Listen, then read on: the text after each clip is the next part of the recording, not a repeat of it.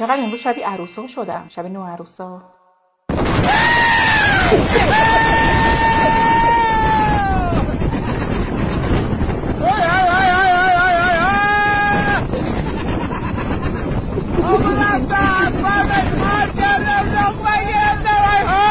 خوشحاله، خوش به سعادتش واقعا. چقدر خوب آدم با داشته هاش کیف کنه. عکسشو زدم در کابینت شکلاتا که بترسم بتونم رژیمم رو رعایت کنم. ببین قشنگم، شما اگه بخوای رژیم بگیری نیک ربطی نداره، نندازین پایین. خوش به حال دندونات رفتن و این روزها رو ندیدن. آخه راست میگه واقعا، این روزا دیدن نداره. خوب شد رفتن. همین دخترم دوست برم. چیکار؟ دوست دارم همینم غم و غصه نخورم حداقل. یه خمیر دندون بگیره تا 10 سال جوابه.